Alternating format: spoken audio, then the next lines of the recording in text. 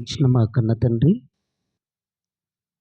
నీ ఘనమైన, శ్రేష్టమైన, పరిశుద్ధమైన నామానికి వందనములనైనా. దేవా, ఈ రాత్రి కాల సమయంలో ఈ అమ్మవరపు గ్రామములో నీ ప్రియమైనటువంటి నాయన నీ పిల్లల మధ్యకి చాలా కాలం తరువాత నీ పిల్లల దగ్గరికి వచ్చి నీ మాటలు అందించుటకు మీరిచ్చినటువంటి ఈ చక్కటి అవకాశాన్ని బట్టి మీకు కృతజ్ఞతలు తెలియజేస్తున్నాం. దేవా, నీ సన్నిధిని ప్రేమించి కూడి వచ్చినటువంటి నీ బిడ్డలను జ్ఞాపకం చేసుకోండి. ఇంకా రానున్నటువంటి బిడ్డలను కూడా ప్రభువా త్వరపెట్టి మీ సన్నిధికి నడిపించమని క్రీస్తు నామములో ప్రార్థించి వేడుకొనుచున్నాము తండ్రి. ఆమేన్.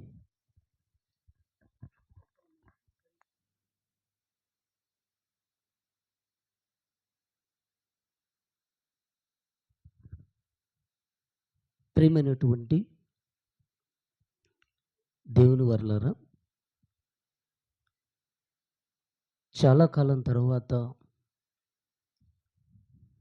మీ మధ్యలోనికి రావటానికి దేవుడు కృప చూపించాడు. వాతావరణం వర్షం పడుతుందేమో అనుకొని, కానీ దేవుడు మాత్రం వర్షాన్ని ఈ టయానికి ఇవ్వలేదు. తర్వాత ఇచ్చిన మంచిది. పిల్లరా, దేవుడు మనల్ని ఎంతగానో కాపాడుతూ సంవత్సరం వెంబడి సంవత్సరము దేవుడు కాపాడుతూ వస్తున్నాడు. ఎందుకంటే దేవుడు తన పిల్లలుగా మనందరము కూడా ఆయన కోసం బ్రతకాలని, ఆయన కొరకు మనం అంతా కూడా జీవించాలని దేవుడు ఎన్నో ఆశలు మన మీద పెట్టుకున్నాడండి. మనమంతా దేవుని పని చేస్తూ దేవుని కొరకు మనం జీవించాలని ఆ దేవుడు కోరుకున్నాడు. ఎందుకంటే ఇంతకాలం మీ మధ్యలోనికి రాలేకపోవడానికి కూడా కారణం నాకు ఆరోగ్యం కూడా చక్కగా లేకపోవటం. ఎందుకంటే ఈ సమయంలో ఇక్కడ నిలబడ్డా, ఈ మైక్ పట్టుకొని ఈ బైబిల్ పట్టుకోవడానికి కూడా నాకు ఆయాసం వచ్చేస్తుంది. దేవుని మాటలు అందించటానికి కూడా నాకు ఈ సమయంలో కష్టంగానే అనిపిస్తుందండి. ఎందుకంటే నేను గత సంవత్సరాల క్రితం వచ్చినప్పుడు బైబిల్ పెట్టుకోవడానికి ఒక టేబుల్ అన్న ఉండేది. కానీ ఈ టైంలో అది కూడా లేదు. ఎందుకంటే ఒక సేవకుడిని, అది ఎవరైనా పర్వాలేదండి, సత్యవాక్యమును ప్రకటించేటువంటి, ఇప్పుడు ఒకవేళ నేను బైబిల్ పక్కన పెట్టి వాక్యం చెప్పాను అనుకోండి, ఆయన బైబిల్ పట్టుకోవడానికి కూడా కష్టం అంటారు.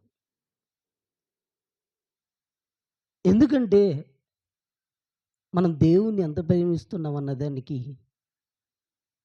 మన భక్తిలో మనం దేవుని పట్ల, దేవుని పిల్లల పట్ల మనం చూపించేదే ముఖ్యమండి. నేను ఎన్నో సంవత్సరాల నుంచి ఈ గ్రామంలో సువార్త ప్రకటించాను.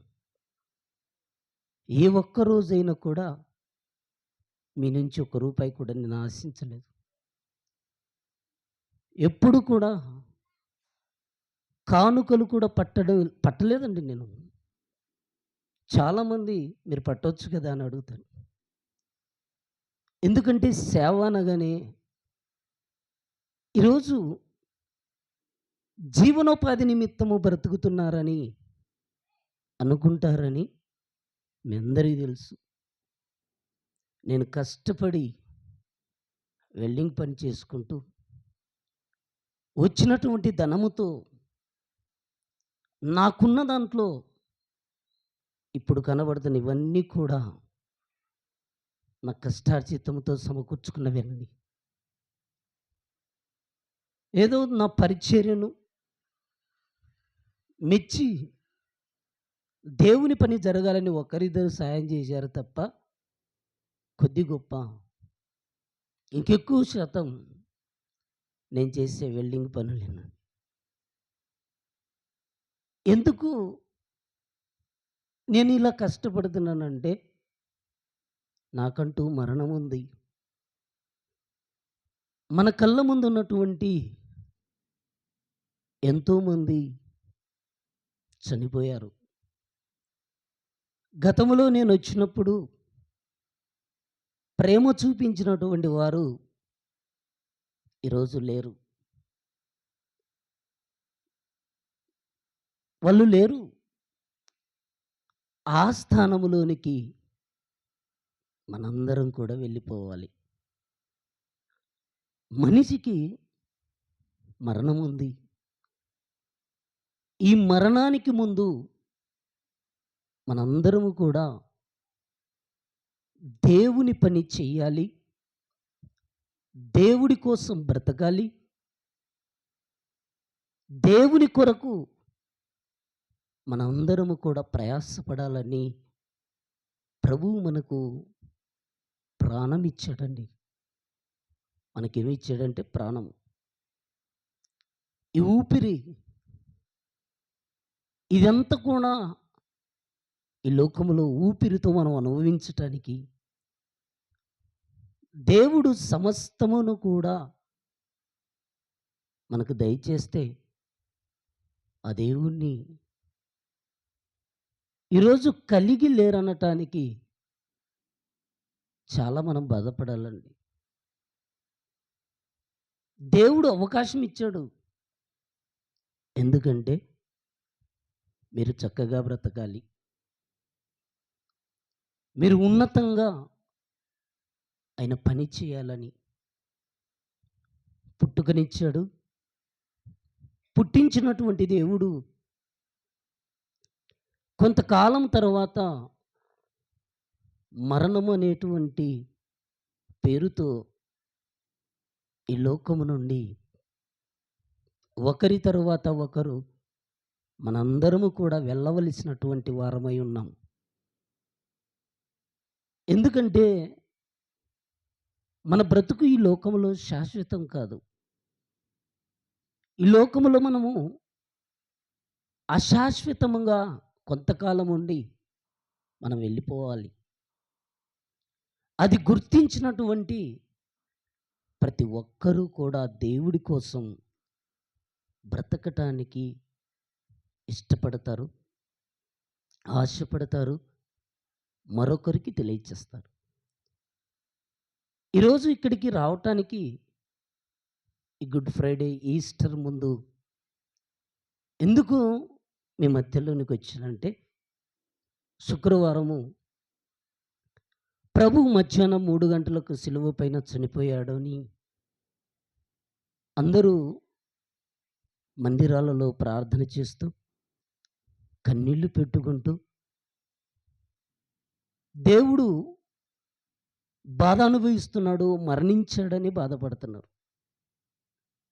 కానీ ప్రభువు మరణాన్ని జయించటానికి, మరణపు ముళ్ళు విరవటానికి ఆయన సిలువెక్కాడని, ఆ సిలువలో పెట్టినటువంటి ప్రాణము, ఆ సిలువలో కార్చినటువంటి రక్తము మనకు రక్షణిచ్చి మనల్ని గొప్పగా దేవుని పనిలో ఉండటానికి, దేవుని కోసం మనం బ్రతకటానికి ఉపయోగమన్న విషయం చాలామందికి తెలియటం లేదు. అందుకేనండి మనిషి ఈరోజు మరణం ఉందని తెలుసు. ఎప్పుడో ఒకప్పుడు మనిషి మరణిస్తాడని తెలుసు.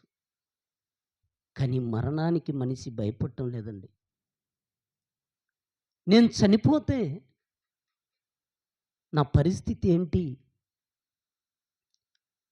అని ఆలోచించుకునే వాళ్ళు చాలా తక్కువ మంది. ఎక్కువగా ఆలోచించేది, నేను చనిపోతే నా కుటుంబం ఏమైపోద్ది? నా పిల్లలు ఏమైపోతారు? అంటే చనిపోకముందు భూమి మీద బ్రతికున్నప్పుడు ఆస్తి సమకూర్చాలని, ఇల్లు కట్టాలని, సమస్తమును సిద్ధపరచాలని ఆశపడుతున్నారే కానీ, మరణం తర్వాత మనిషికి ఆత్మ ఉందని, ఆత్మకు అంటే మనం ఇప్పుడు బ్రతికున్నాం. మన శరీరములో ఆత్మ ఉంది. మనం మరణించిన తర్వాత శరీరాన్ని ఆత్మ విడిచిపెడుతుంది. శరీరాన్ని ఆత్మ విడిచిపెట్టినప్పుడు అప్పుడు ఈ శరీరాన్ని ఏమంటారంటే శవము అంటారండి. ఆత్మ ఉంటే మనిషి, చనిపోతే శవం. అంటే మనం చనిపోకముందు ప్రతి ఒక్కరూ తెలుసుకోవలసినటువంటి ఒక మార్గం ఉంది. ఆ మార్గం అమ్మా సైలెంట్‌గా ఉండాలి. ప్రతి మనిషి కూడా తెలుసుకోవలసినటువంటి ఒక విషయం ఉంది. ఆ విషయం ఏంటంటే పరలోకంలో దేవుడున్నాడు. నేను ఈ లోకంలో శరీరాన్ని విడిచిపెట్టినా లోపలున్నటువంటి ఆత్మ దేవుని దగ్గరికి వెళ్ళాలి. ఆ దేవుణ్ణి సంతోషపెట్టాలి అని బ్రతికే వాళ్ళు చాలా తక్కువ మందండి. అలా బ్రతకటానికి దావీదు ఇష్టపడ్డాడు. దావీదు దేవుని యొక్క చిత్తాన్ని నెరవేరుస్తూ దేవుడు అప్పగించినటువంటి ఆ పనిని జరిగించి దేవుని ఇష్టానుసారుడుగా బ్రతికి దేవుని సంకల్పము చొప్పున సేవ చేసి మరణించి పితరుల దగ్గరికి వెళ్ళిపోయాడండి. అంటే దావీదు కంటే ముందుగా హేబేలు మొదటి మనిషి చనిపోతే, హేబేలు నీతిమంతుడుగా చనిపోతే, అలా హేబేలు దగ్గరికి భక్తులందరూ కూడా కొనిపోబడ్డారు. అక్కడికి వెళ్ళిపోయారు. హేబేలు దగ్గరికి అబ్రహాం వెళ్ళాడు. అబ్రహాం దగ్గరికి ఇస్సాకు వెళ్ళాడు. ఇస్సాకు దగ్గరికి యాకోబు వెళ్ళాడు. యాకోబు దగ్గరికి యోసేపు వెళ్ళాడు. ఆ తర్వాత మోసే వెళ్ళాడు. అహరోను వెళ్ళాడు. ఎందరో భక్తులు మరణించి వెళ్ళారు. ఆ దావీదు తన తరం వారికి సేవ చేస్తున్నాడు. ఈ తరములో మనము ఆ సేవ అన్నది పక్కన పెట్టేసామండి. మన గురించి మనం ఆలోచించుకుంటున్నాం. మనం కడుపు నిండా అన్నం తింటున్నాం. హ్యాపీగా సుఖంగా మనం జీవిస్తున్నామే తప్ప దేవుని గురించి మనం తెలియచేయటానికి ఎవరు కూడా ముందుకు వెళ్ళటం లేదు. ఎవరు కూడా తమ సమయాన్ని కూడా దేవునికి ఇవ్వటం లేదు. దావీదు తన తరం వారికి సేవ చేస్తూ మరణకాలము సమీపించినప్పుడు దావీదు అంటాడు, తన కుమారుడైనటువంటి సొలొమోనుతో చెబుతున్నాడు. రాజుల మొదటి గ్రంథం 2వ అధ్యాయం 2వ వచనాన్ని ఒకసారి చూడండి. రాజుల మొదటి గ్రంథం, లోకులందరూ పోవలసిన మార్గమున నేను పోవుచున్నాను అంటున్నాడు. చూడండి, దావీదు తన కుమారుడైనటువంటి సొలొమోనుకు చెబుతున్నాడండి, ఇదిగో నాయనా నా టైం అయిపోతుంది. దేవుడిచ్చినటువంటి ఈ శరీరం నేను విడవవలసిన సమయం ఆసన్నమైంది. ఈ శరీరాన్ని నేను విడిచి నేను వెళ్ళవలసినటువంటి ఒక లోకం ఉంది. ఆ లోకానికి నేను వెళ్ళాలంటే ఈ శరీరాన్ని ఇక్కడ వదలాలి. దాన్ని అంటున్నాడు. లోకులందరూ పోవలసిన మార్గమున నేను పోతున్నాను అంటున్నాడు చూడండి. లోకులందరూ పోవలసిన మార్గమున. ఈరోజు లోకములో బ్రతుకుతున్న మనుషుల్లో మరణము రుచి చూడక బ్రతికే వాళ్ళు ఎవరన్నా ఉన్నారా? ఎవరు లేరండి. అందరూ మరణాన్ని రుచి చూడాలి. మరణం కొందరికి ఉంది అనడానికి అవకాశం లేదండి. మరణము అందరికీ ఉంది.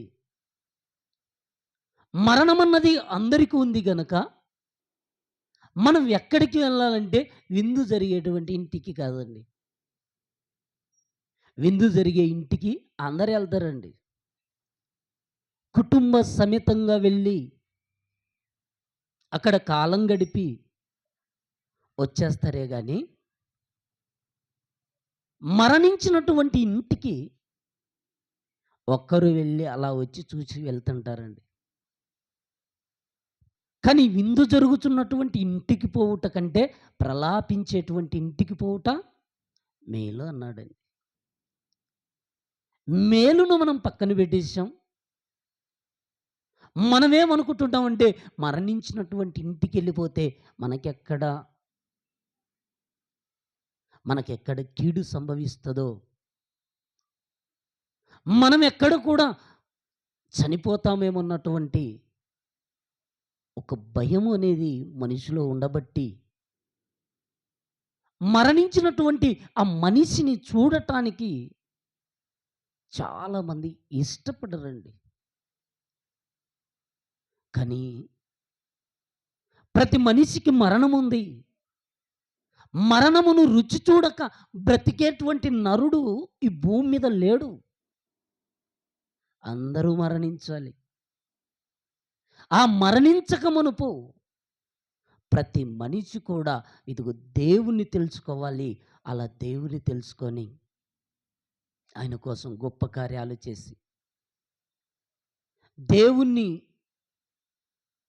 తెలుసుకున్న తర్వాత పాపం చేయకుండా పవిత్రంగా జీవించి దేవుని పనిలో ఉండి ఒకవేళ మనం మరణిస్తే మరణించినటువంటి ఆ మనిషి యొక్క దేవుని దృష్టికి ఎలా ఉంటుందంటే ఆ మరణం కీర్తనల గ్రంథం 116వ అధ్యాయం 15వ వచనాన్ని ఒకసారి చూడండి. కీర్తనల గ్రంథం 116వ అధ్యాయం 15వ వచనం. యెహోవా భక్తుల మరణము ఆయన దృష్టికి అంట చూడండి. ఎవరి మరణం అంటండి? యెహోవా భక్తుల మరణం అంటున్నాడు చూడండి. ఈరోజు అందరం బ్రతుకుతున్నామండి.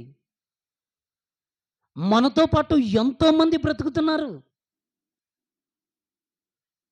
భక్తులుగా మనం బ్రతుకుతున్నామా? భ్రష్టులుగా బ్రతుకుతున్నామా అంటే ఒక్కొక్కరి బ్రతుకును ఆలోచించి దేవుడు నిర్ణయం తీసుకుంటాడండి. మనమేమనుకుంటామంటే దేవుడు రాయించినటువంటి బైబిల్ మన చేతిలో ఉంది గనక బ్రతికున్నప్పుడు ఎలా బ్రతికినా అనవసరం అండి. చనిపోగానే కుటుంబ సభ్యులు వెంటనే బైబిల్లో పలాని తిమోతి పత్రిక 2 తిమోతి పత్రిక 4వ అధ్యాయంలో మాట రాయించు. మంచి పోరాటమును పోరాడి తిని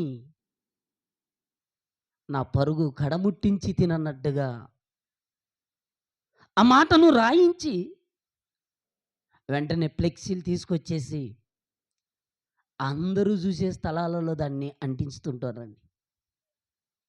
అక్కడ కడుతుంటారు. ఎందుకంటే చనిపోయిన వ్యక్తి దేవుని పిల్లలు అని తెలవడానికి. దేవుడు రాయబడినటువంటి ఆ వాక్యాన్ని బట్టి మనకు నిర్ణయం ఉండదు. కానీ దేవుడిచ్చినటువంటి ఆయుష్కాలములో ఆ దేవుడి పనిని మనం నిస్వార్థంగా, మనం పవిత్రంగా, మనం యథార్థంగా మనం చేసినప్పుడు మన మరణం అన్నది ఆ దేవుని దృష్టికి కనబడుతుందంటండి. ఆ భక్తులు, అబ్రహాం భక్తుడండి, ఇస్సాకు భక్తుడండి, యాకోబు భక్తుడండి, మోషే భక్తుడండి, దావీదు భక్తుడండి. కానీ మనము, వాళ్ళైతే భక్తులు, మనమైతే భ్రష్టులం అండి. ఒక మాటలో చెప్పాలంటే మనం ఎన్నో అబద్ధాలు ఆడుతుంటాం, మన నోటితో మనం ఎన్నో తిడుతుంటాం.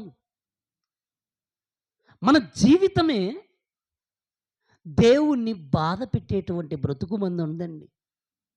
కానీ మరలా మనం అంటామండి, నేను దేవుని కుమార్తెను, నేను దేవుని కుమారుణ్ణి అని మనము చెప్పుకుంటూ దేవుని కంట కన్నీరు తెప్పిస్తున్నామండి. దేవుడేమో అవకాశం ఇచ్చాడు, నాయనా నువ్వు ఒక 50 సంవత్సరాలు బ్రతుకు, అమ్మ నువ్వు 60 సంవత్సరాలు బ్రతుకు, 70 సంవత్సరాలు బ్రతుకని దేవుడు మనకు ఆయుష్కాలం అన్నది ఎప్పుడిచ్చాడంటే, మనం మన తల్లి గర్భంలో పడ్డప్పుడే ఇచ్చాడని నేను చాలాసార్లు మీ మధ్యలో చెప్పాను కూడా. మనం తల్లి గర్భంలో పడ్డప్పుడే దేవుడు మనకు ఆయుష్కాలాన్ని ఉంచాడు. ఆ ఆయుష్కాలాన్ని మనం గుర్తించుకోకుండా, ఆ ఆయుష్కాలాన్ని మనం జ్ఞాపకం పెట్టుకోకుండా, మనకిష్టం వచ్చినట్టు మనం బ్రతికేస్తూ, మనకు నచ్చినట్టు మనం జీవిస్తూ, మరణం అనేటువంటి ఆ పేరుతో ఈ లోకంలో ఎంతోమంది వెళ్ళిపోతున్నారు. అలా మనం కూడా వెళ్ళాలండి. మనం బ్రతికున్నాం అనుకోండి, మన ఫోటో హ్యాపీగా మన ఇంట్లో ఉన్నటువంటి ఆల్బమ్‌లో అందరి మధ్యలో ఉంటదండి. ఒకవేళ చనిపోయారనుకోండి, వెంటనే ఏ ఫోటో బాగుంది, ఆ ఫోటోను ఫోటో షాప్‌కి తీసుకెళ్ళిపోయి పెద్దగా కడిగించి దాన్ని వాకిలికి పైన అందరికీ కనబడేటట్టు మీరు వెళ్ళి చూడండి. ఏ గృహములో అయితే పెద్దగా ఫోటో కనబడుతుందంటే ఇక ఆ మనిషి లేడని అర్థం చేసుకోండి. ఫోటో కనబడుతుందంటే ఆ మనిషి లేడు. అంటే మరణము మనిషికి భయాన్ని ఈరోజు కలిగించటం లేదు.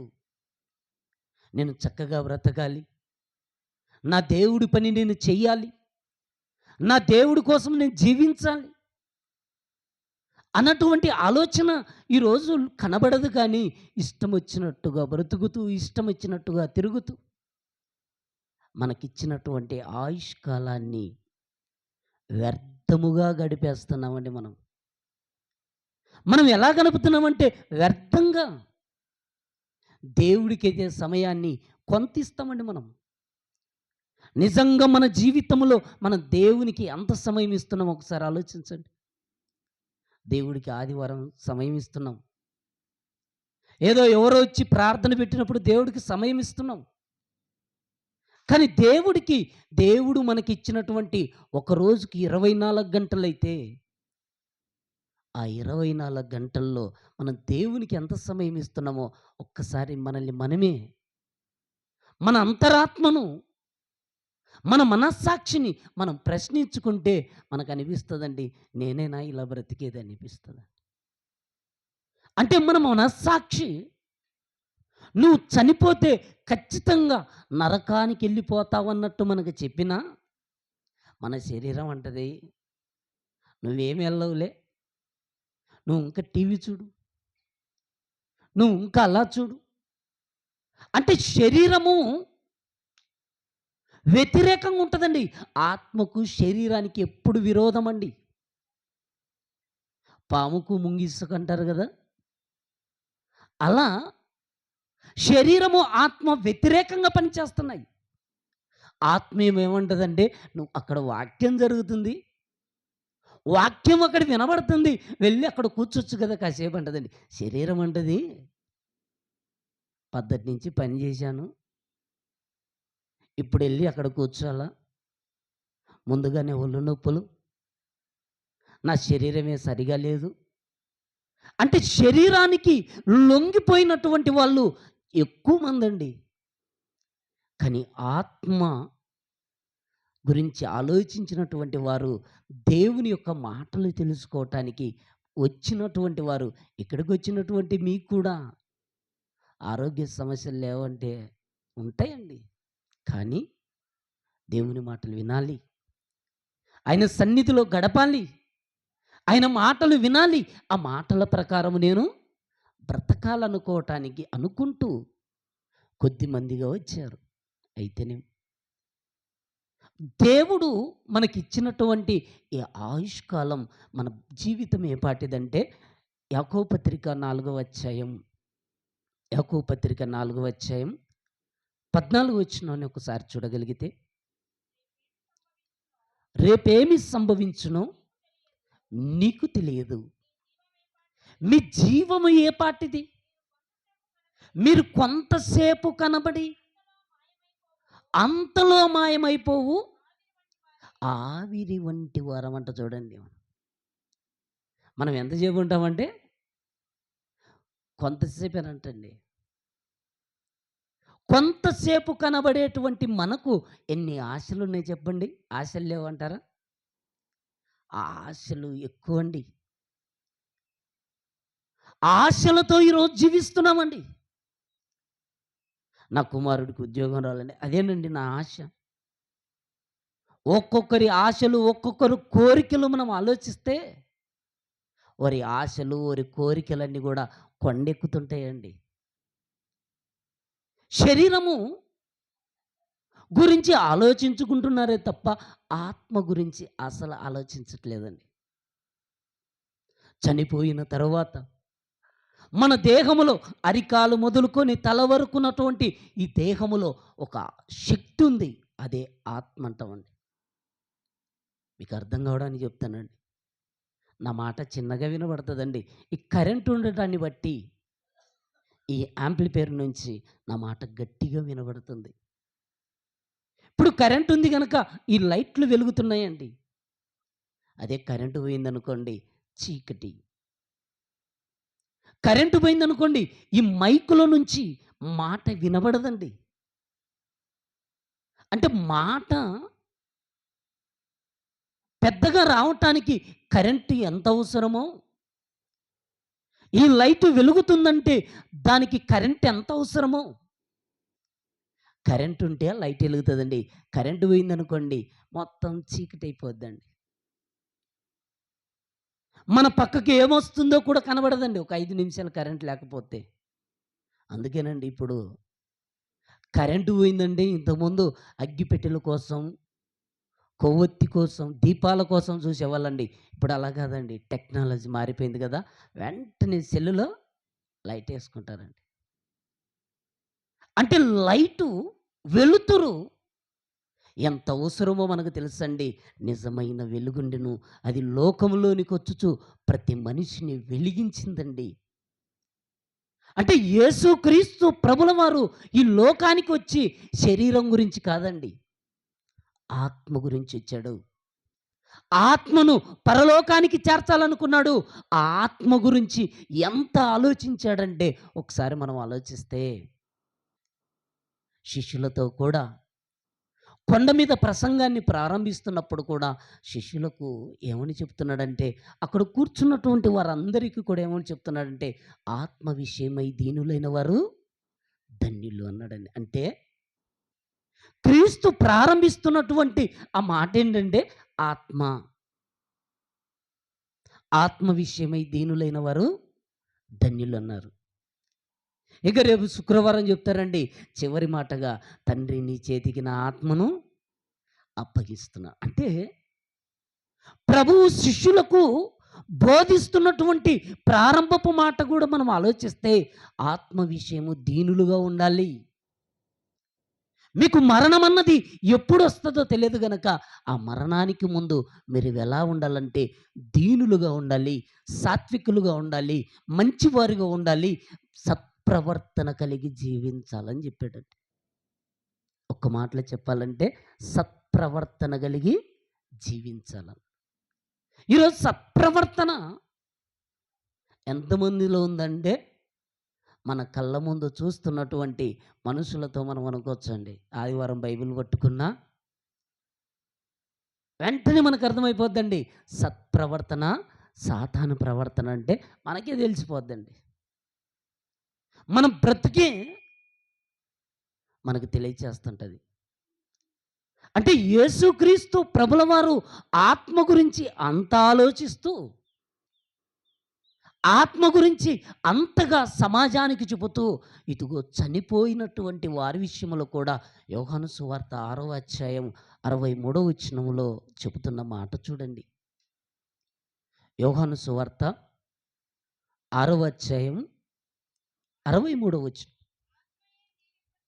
ఆత్మయే జీవింపజేయుచున్నది, శరీరము కేవలము నిష్ప్రయోజనం అంట చూడండి. ఏది జీవింపచేస్తుందండి?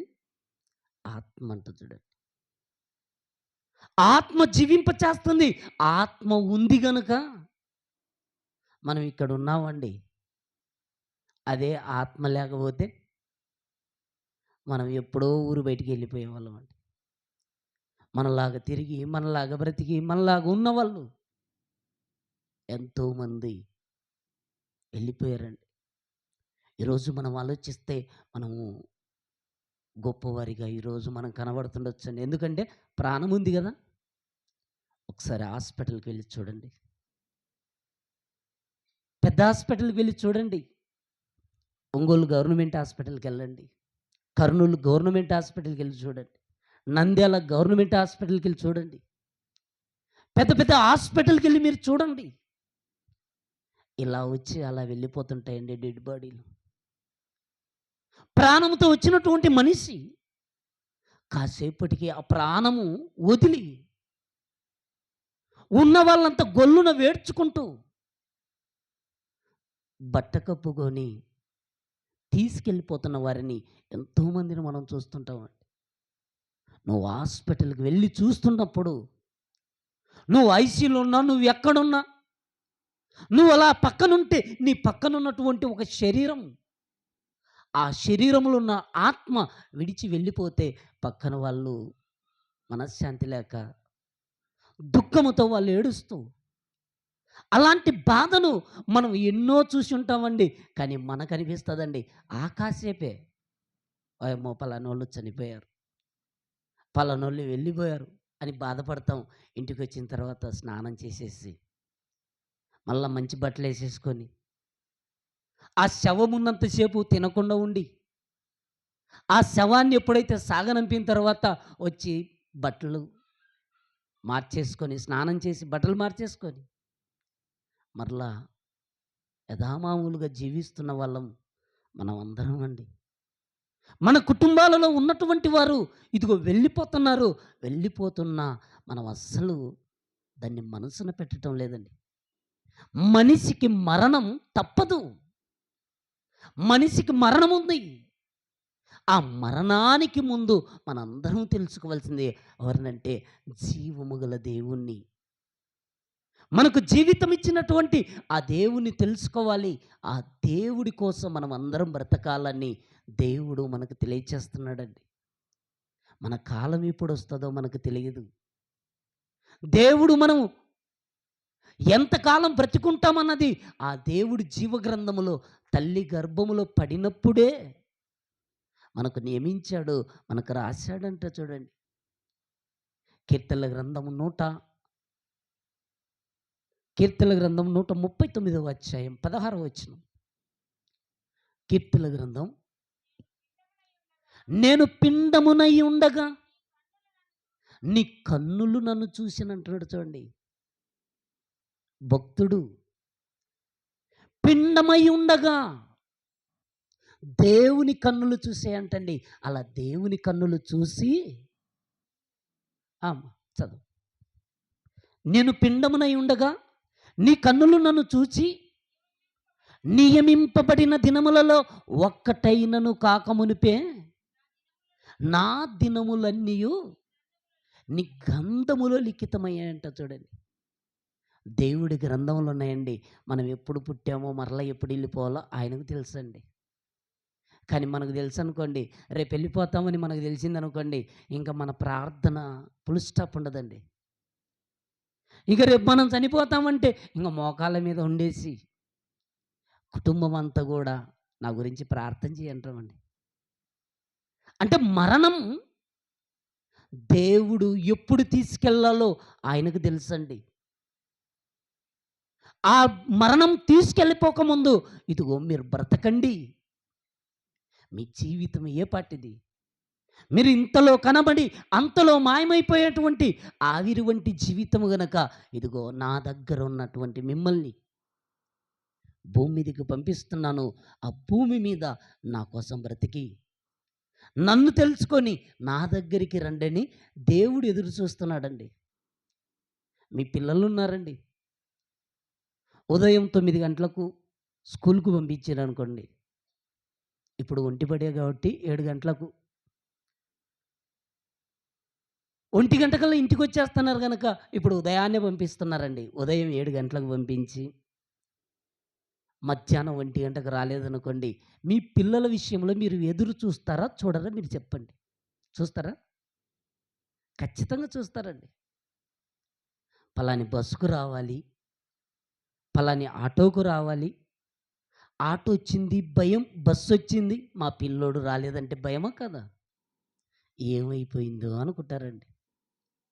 దేవుడు కూడా తన పిల్లలమైనటువంటి మనందరినీ ఈ భూమి మీదకి పంపించి, సత్క్రియలు చేసి, మంచి పనులు చేసి, భూమి మీద నన్ను మహిమపరిచి, మరలా తిరిగి రండని మనందరికీ అవకాశం ఇచ్చాడండి.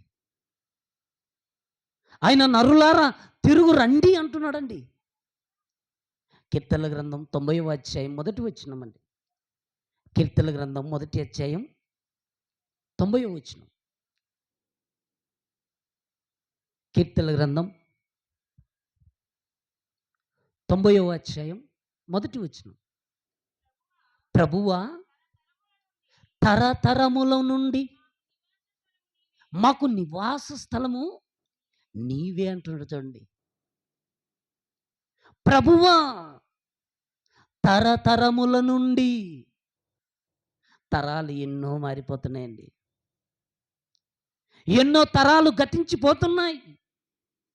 ఎంతోమంది పుట్టుకొచ్చారు, ఎంతోమంది చనిపోతున్నారండి. పుట్టుకొచ్చినటువంటి మనిషి మోషే ప్రార్థన చేస్తే ఏమంటున్నాడంటే, ప్రభువా, తరతరముల నుండి మాకు నివాస స్థలము నీవే. చదవండి అమ్మ. పర్వతములు పుట్టక మునుపు, భూమిని లోకమును నీవు పుట్టింపక మునుపు, యుగ యుగములు నీవే దేవుడవు. నీవు మనుషులను మంటికి మార్చుచున్నావు. నరులారా తిరిగి రండిని దేవుడు సెలవిచ్చాడంట చూడండి. నరులను, ఈ శరీరం ఎక్కడి నుంచి వచ్చిందంటే మనందరికీ తెలుసండి. ఆదామును దేవుడు నేల మట్టితో చేశాడు. తనలోనికి ముక్కు ద్వారా జీవ వాయువును ఊదాడు. మనందరికీ తెలుసు. ఈ శరీరము విడిచిపెట్టిన తర్వాత ఆ మరణం ప్రతి మనిషికి రావటం, ప్రతి మనిషి అనుభవించటం, అది దేవుడు మనందరికీ కూడా నియమించాడండి. ఆ మరణానికి ముందు మనందరం చక్కగా దేవుడి కోసం ఆలోచించాలని. మనిషికి మరణం తప్పదు. తప్పకుండా ఉన్నటువంటి ఆ సమయంలో ఓ పాట చూద్దామండి ఇప్పుడు. మనిషికి మరణాన్ని దేవుడు ఎలా మనకు ఉంచాడో, ఆ మరణం గురించి ఎవ్వరు ఆలోచించడం లేదు. తెలుసండి, చచ్చిపోతామని తెలుసు. తెలిసినా పాపం మానటం లేదండి. చచ్చిపోతామని తెలుసు. మనం దేవుడు అసహ్యించుకునేటువంటి హేయమైనటువంటి ఆ పనులు మనం చేస్తూనే ఉన్నామండి. కానీ ఒకసారి పాట చూసిన తర్వాత కొన్ని మాటలు చూసుకొని ముగించుకుందామండి.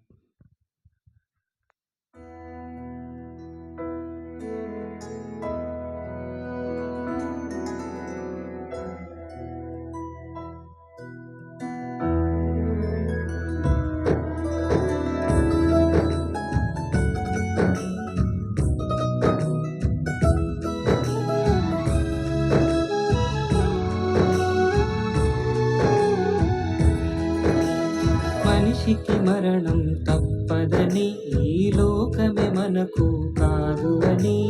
మనిషికి మరణం తప్పదని, ఈ లోకమే మనకు కాదు అని. నిజం తెలిసినా మారరెందుకు, నిజం తెలిసినా నమ్మరెందుకు, నిజం తెలిసినా మారరెందుకు, నిజం తెలిసినా నమ్మరెందుకు. మనిషికి మరణం తప్పదని, ఈ లోకమే మనకు కాదు అని.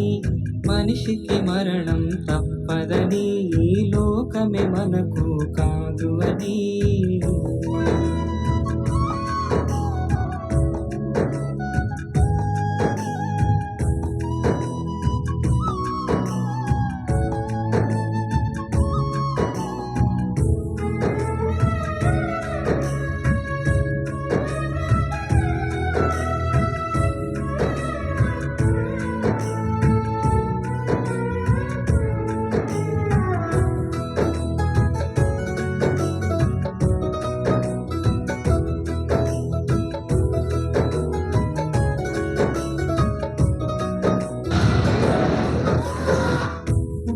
వాళ్ళు పుడుతున్నారు, లోకం విడిచి వెళుతున్నారు. భువినేలిన రాజులందరూ అంతా విడిచి వెళ్ళినారు.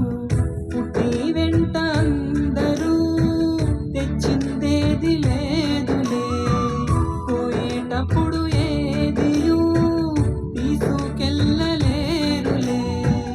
పుట్టి వెంట అందరూ తెచ్చిందేది లేదులే, పోయేటప్పుడు ఏదియూ తీసుకెళ్ళలేరులే. జగమెరిగిన సత్యమైనను మారరెందుకు, జగమెరిగిన సత్యమైనను మారరెందుకు. నిజం తెలిసినా మారరెందుకు, నిజం తెలిసినా నమ్మరెందుకు, నిజం తెలిసినా మారరెందుకు, నిజం తెలిసినా నమ్మరెందుకు. మనిషికి మరణం తప్పదని, ఈ లోకమే మనకు కాదు అని. మనిషికి మరణం తప్పదని, ఈ లోకమే మనకు కాదు అని.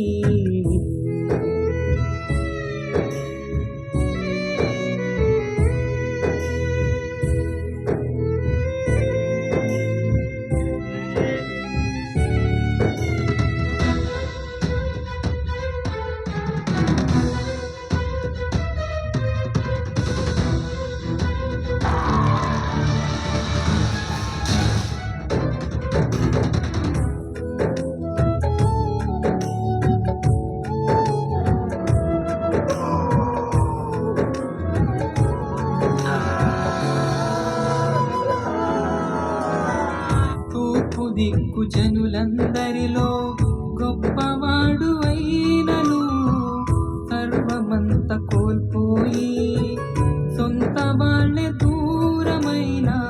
శ్రమలెన్ని కలిగి ఉన్నను, సహనాన్ని కలిగి ఉండెను.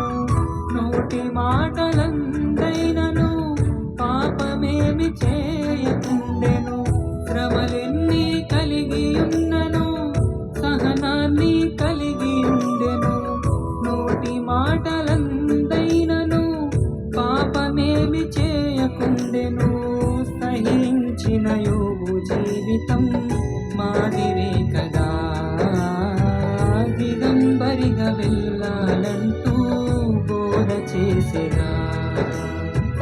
నిజం తెలిసినా మారరెందుకు, నిజం తెలిసినా నమ్మరెందుకు, నిజం తెలిసినా మారరెందుకు, నిజం తెలిసినా నమ్మరెందుకు. విందుకు మనిషికి మరణం తప్పదని ఈ లోకమే మనకు కాదు అని మనిషికి మరణం తప్పదని ఈ లోకమే మనకు కాదు అని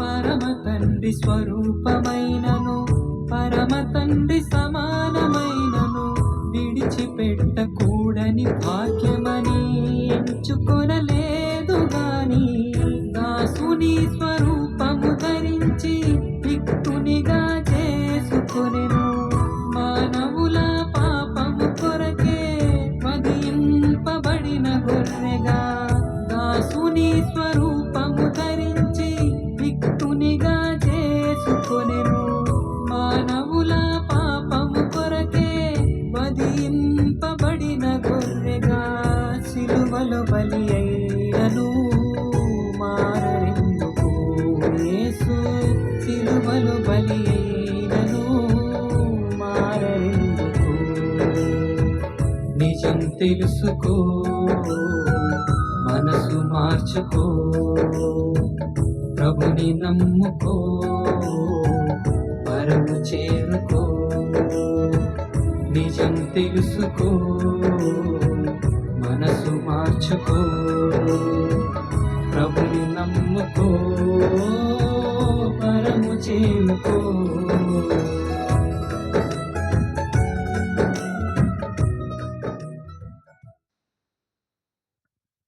చూశారు కదండి, మనిషికి మరణం తప్పదు. ప్రతి మనిషికి మరణం ఉంది. ఆ మరణానికి ముందు ప్రతి ఒక్కరూ మారాలండి. ఆ మార్పు మనకు రావటానికి భక్తుల యొక్క సహనం మనకు మాదిరి కావాలి. ఎంతోమంది ఒక కుటుంబంలో ఒక తల్లికి కుమారుడు చనిపోతే, దేవుడా నా కుమారుడే నీకు కనిపించాడని దేవుణ్ణి నిందించే వాళ్ళు కూడా ఉంటారు. కానీ యోబు 10 మంది పిల్లలు ఒకే సమయంలో చనిపోయినప్పటికీ కూడా యెహోవా ఇచ్చాడు, యెహోవా తీసుకెళ్ళిపోయాడు, యెహోవా నామమునకు స్తుతి కలుగునుగాక అన్నాడండి. అంటే దేవుణ్ణి ఎంత ప్రేమిస్తున్నాడో ఒకసారి ఆలోచించు. మరణానికి పిల్లలు వెళ్ళిపోయినప్పటికీ దేవుణ్ణి నోటి మాటతో కూడా దూషించలేదు. దేవుణ్ణి భూమి మీద మహిమపరిచాడు. మనమందరము కూడా దేవుడు పుట్టిస్తే వచ్చిన వాళ్ళం, దేవుడు అనుకుంటే వచ్చిన వాళ్ళం, దేవుని కలలు పండించటానికి వచ్చిన వాళ్ళం. మరి వచ్చిన మనము పుట్టినప్పుడు ఎవరేం తెచ్చారు చెప్పండి? పుట్టినప్పుడు ఎవరు ఏమీ తేలేదు, చనిపోయినప్పుడు ఎవరేమీ తీసుకెళ్ళలేదు. మనం చూస్తున్నాం. ఎవరైనా ఒక పాపనో బాబో పుట్టిందనుకోండి, దిగంబరిగానే వచ్చేస్తుంది, ప్రాణంతో వస్తుంది. వచ్చేటప్పుడు ఏడ్చుకుంటూ ఈ లోకానికి వస్తుంది. అంతేనా కదా? మీ అందరికీ తెలుసు, ఒక స్త్రీ ప్రసవిస్తున్నప్పుడు ఆ తల్లి వేదన పడుతుంటుంది, ఆ గర్భముల నుంచి వచ్చేటువంటి బిడ్డ కూడా ఏడుస్తుంది. ఏడ్చుకుంటూ ఈ లోకానికి వచ్చి కొంతకాలం బ్రతికి తన వారిని అందరినీ కూడా ఏడిపిస్తూ వెళ్ళిపోవటం మనం చూస్తున్నామండి. ఒక కుటుంబంలో పెద్దవారు చనిపోయారనుకోండి, కుమార్తెలు ఏడుస్తారు, కుమారులు ఏడుస్తారు, అందరూ ఏడుస్తారు, బాధపడతారు. కానీ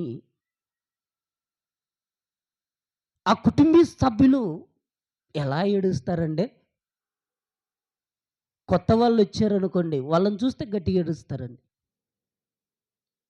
వాళ్ళొచ్చి ఒక 10 నిమిషాలు అయిందనుకోండి, మళ్ళా సైలెంట్ కూర్చొని ఏదో ఒక మాట కలిపేసి మాట్లాడుతూ మళ్ళా అలా ఉంటారండి.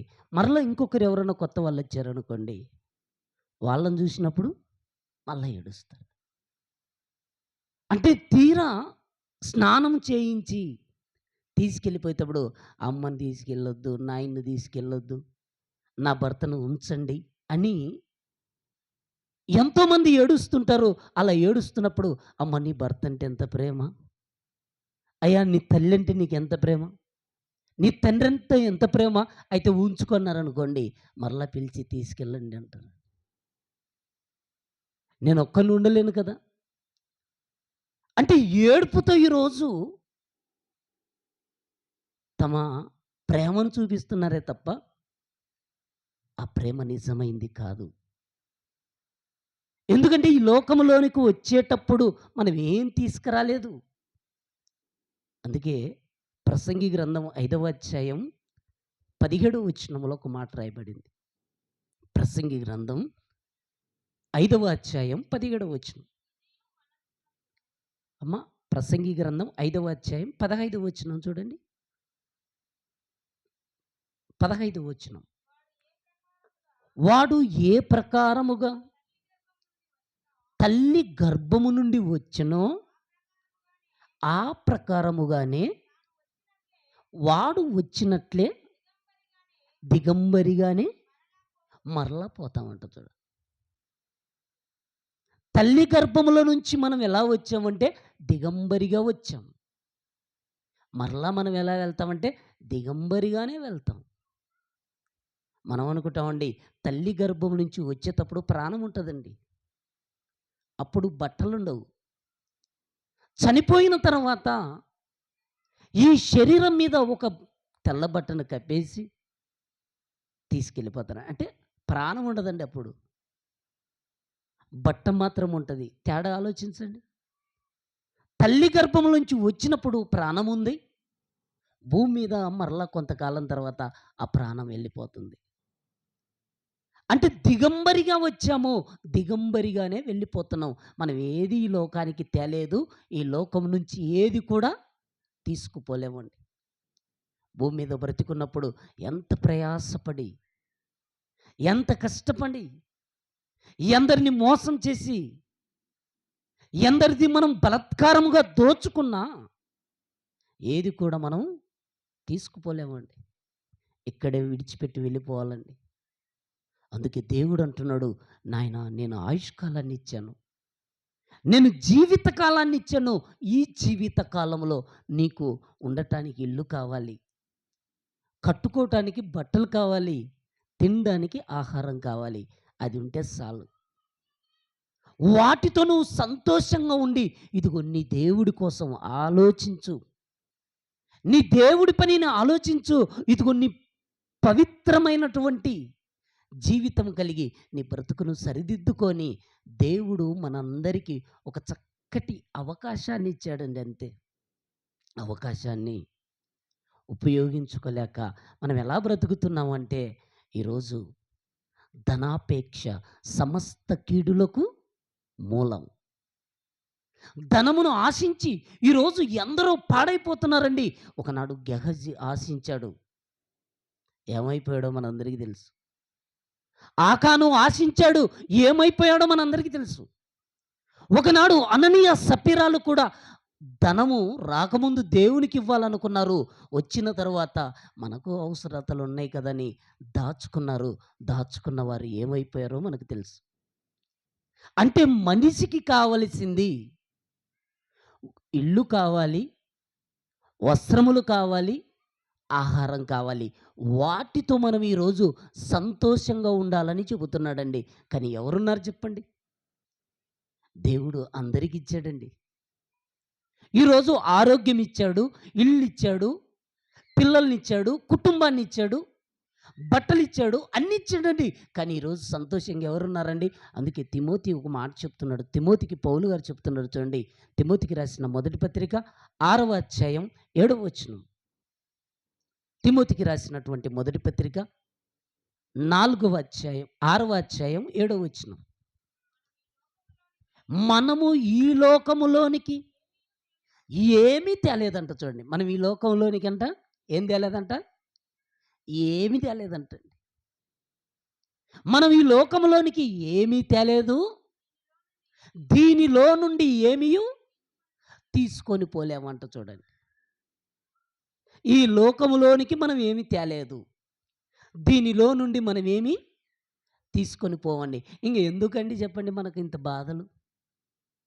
ఈరోజు ఏమి తీసుకుపోలేము, ఏమి తీసుకొని రాలేదు. దేవుడిచ్చిన వాటిని మనం అనుభవిస్తున్నాం. ఈరోజు పళ్ళు దేవుడిచ్చాడు. మనం తినేటువంటి సమస్తాన్ని కూడా దేవుడిచ్చాడండి. ఈరోజు దేవుడు సూర్యునిచ్చాడు. పగలంతా కూడా ఆ సూర్య కిరణాలను వాడుకుంటున్నాం. రాత్రి దేవుడు మనకు వెన్నెలని కోసము చందమామని చేశాడు, చంద్రుడినిచ్చాడు. దేవుడు గాలినిచ్చాడు, నీరునిచ్చాడు, మనందరికీ ఆహారాన్ని ఇచ్చాడు. అయితే ఈ లోకంలోనికి మనం ఏమీ తేలేదు, ఇందులో నుంచి ఏమీ తీసుకొని పోలేము. ఇంకా చదవండమ్మా.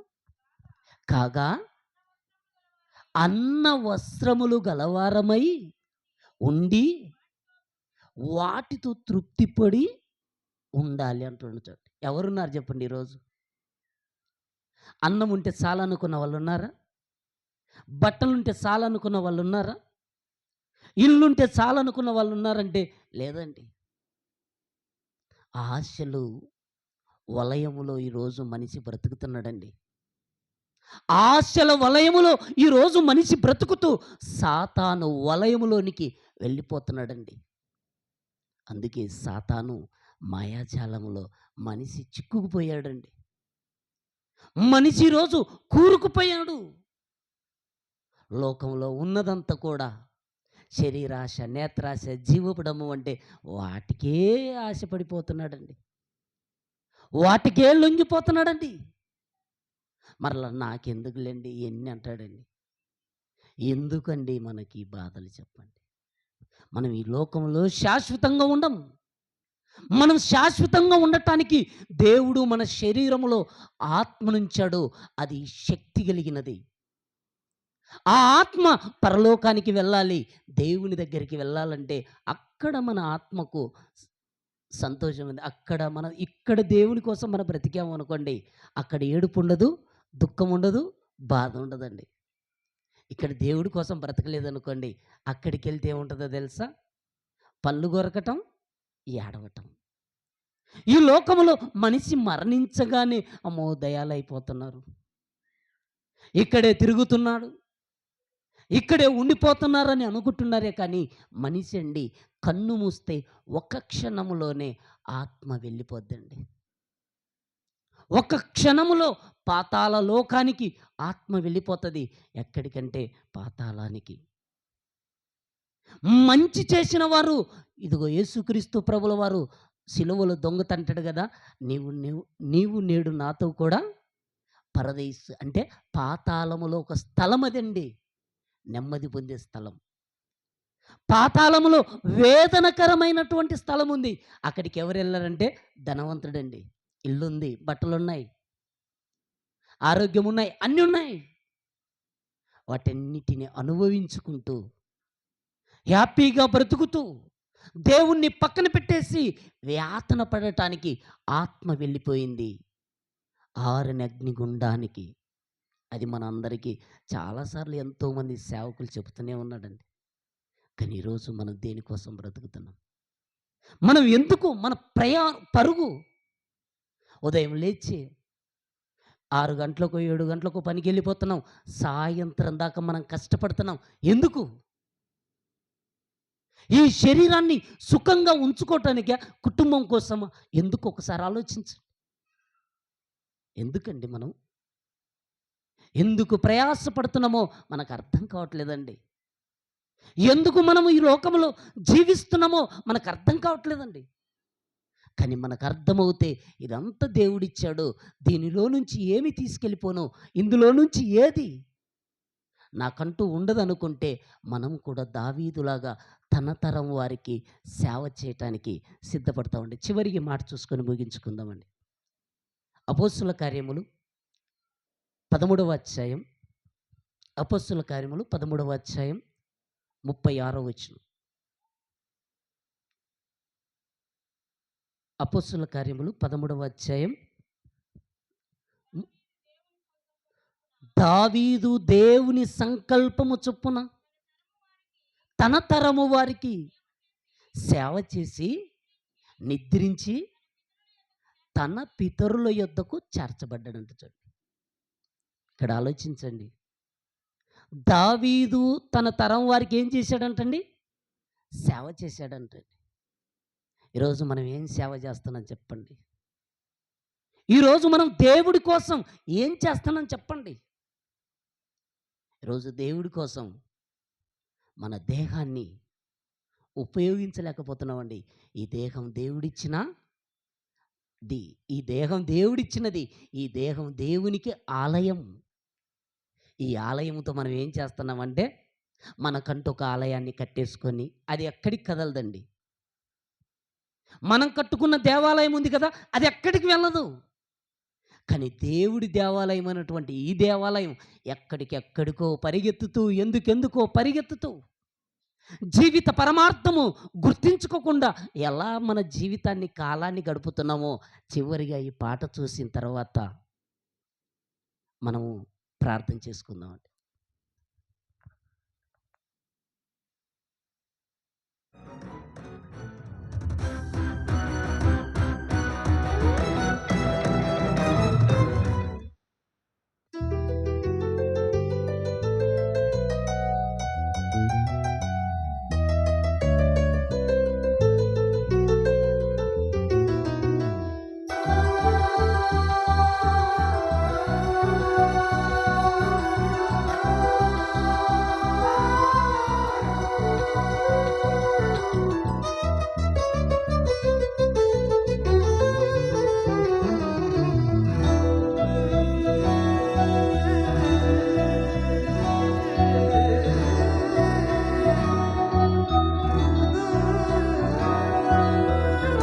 ఈ లోకమే నీ కోసమే చేశాడుగా దేవుడే,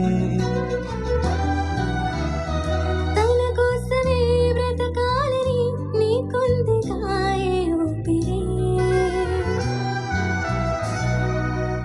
కొద్ది కాలమేగా నీవు బ్రతకగలవు, వెళ్ళిపోతావని నీకు ముందు తెలుసు. మరి ఎందుకు ఎందుకు ఎందుకు ఎందుకు భూమి మీద ఏదేదో చేద్దామని, పద ముందుకు ముందుకు ముందుకు ముందుకు తండ్రి అయిన దేవుని చూద్దామని. ఈ లోకమే నీ కోసమే చేశాడుగా దేవుడే, తన కోసమే బ్రతకాలని నీకుందిగా ఈ ఊపిరి.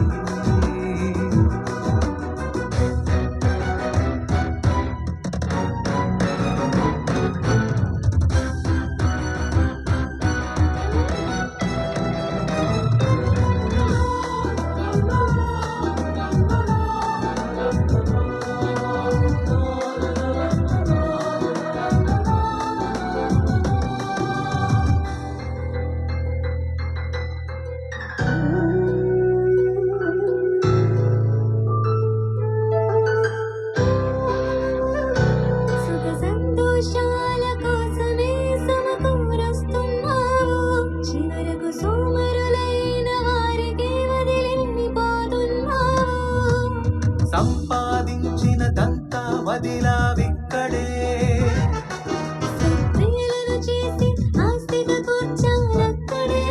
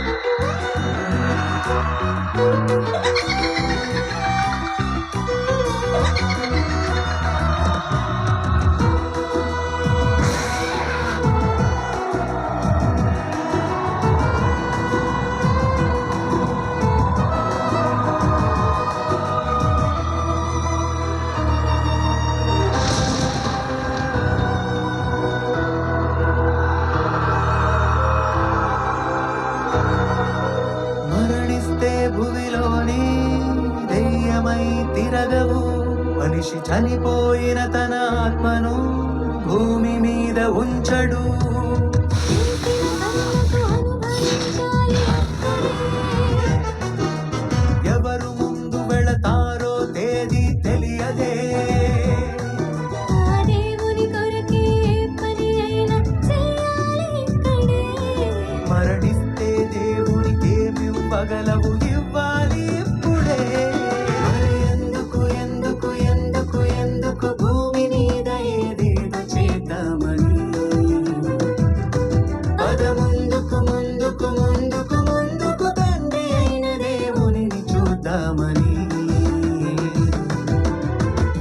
ఈ లోకమే నీ కోసమే చేశాడుగా దేవుడే. తన కోసమే బ్రతకాలని నీకుందిగా ఈ ఊపిరి. కొద్ది కాలమేగా నీవు బ్రతకగలవు. వెళ్ళిపోతావనే నీకు ముందు తెలుసు. మరి ఎందుకు ఎందుకు ఎందుకు ఎందుకు భూమి మీద ఏదేదో చేద్దామని. పద ముందుకు ముందుకు ముందుకు ముందుకు తండ్రి అయిన దేవునిని చూద్దామని. ఈ లోకమే నీ కోసమే చేశాడుగా దేవుడే. తన కోసమే బ్రతకాలని నీకుందిగా ఈ ఊపిరి. చూశారు కదండి, దేవుడు ఊపిరినిచ్చాడు, అది వెళ్ళిపోద్ది. కనుక మంచి నిర్ణయం తీసుకోండి. దేవుడి పని విషయంలో మరి మీ నుండి నేను కోరుకునేది ఏంటంటే, నేను చేస్తున్నటువంటి పని విషయంలో ఏదైనా మీరు నాకు పని చూపిస్తే, ఇదో ఇలాగా నేను చెప్పినటువంటి వాక్యం ఇంకా అనేక గ్రామాలలో ప్రకటించుటకేనండి. మోసన్న పని చేస్తుంటాడు, సేవ చేయడేమో అని చాలామంది అనుకుంటుంటారేమో, కానీ నా శక్తికి తగినంత నేను ఎప్పుడు కూడా దేవుని పని చేస్తూనే ఉంటాను. నేను ఎంత దేవుని పని గిద్దలూరులో అయితేనేమి అనేక ప్రాంతాలలో దేవుని పరిచర్య చేశానో మీ అందరికీ తెలుసు. అలాంటి పరిచర్య నాలో ఊపిరినంత వరకు ఈ పని ఆగదు. దేవుని కొరకు అనేకులను సంపాదించి ఆయన పనిలో నిలబెట్టడానికి దేవుడు నన్ను ఈ సమయంలో ఈ తరుణంలో నన్ను నిలబెట్టాడు. కనుక మరి నేను చేస్తున్నటువంటి పని, వెల్డింగ్ పని ఏదైనా ఉంటే మీరు నన్ను జ్ఞాపకంలో పెట్టుకొని ఆ పని ఇవ్వండి. ఆ పని చేసి మరలా దేవుని పని ఈ పని చేయటానికి నేను ముందుంటాను. మీరందరూ తల్ల ఉంచినట్టయితే చిన్న ప్రార్థన చేసి ముగించుకుందాం. మమ్మల్ని మిక్కిలిగా ప్రేమించిన మా కన్న తండ్రి, నీ మహోన్నతమైన నామానికి కృతజ్ఞతలు తెలియజేస్తున్నాను. దేవా, ఈ రాత్రికాల సమయంలో నీ ప్రియమైనటువంటి నాయన నీ బిడ్డలకు తండ్రి ఈ రాత్రికాల సమయంలో అవసరమైనటువంటి మాటలు నీ పరిశుద్ధాత్మ సహాయం ద్వారా మీరు అందించారని మేము నమ్ముచున్నాం.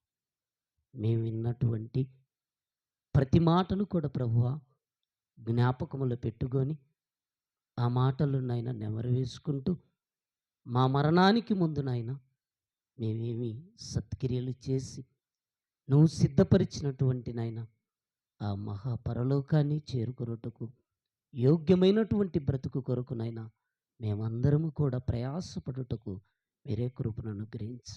దేవా, నీ సన్నిధిని ప్రేమించి నీ సన్నిధికి నాయన వచ్చినటువంటి చిన్న బిడ్డలను మొదలుకొని వృద్ధుల వరకు ప్రతి ఒక్కరిని జ్ఞాపకం చేసుకోండి. దేవా, నీ సన్నిధికి రావాలని ఆశ ఉన్నప్పటికీ కూడా ప్రభువా నీ సన్నిధికి రాలేక ఎన్నుకోబడినటువంటి నీ బిడ్డలు కూడా ప్రభువా మీరు జ్ఞాపకం చేసుకోండి.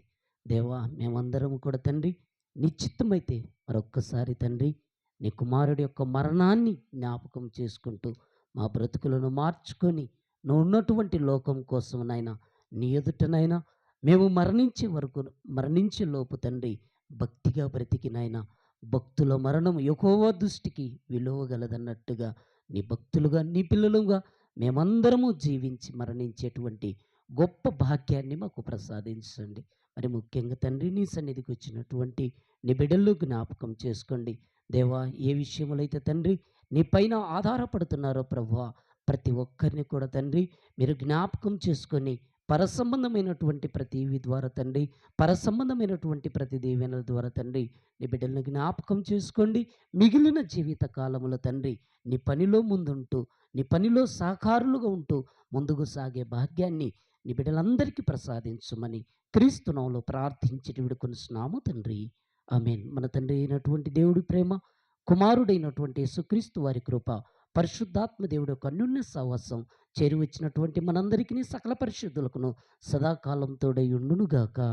ఆమేన్. అందరికీ వందనాలండి.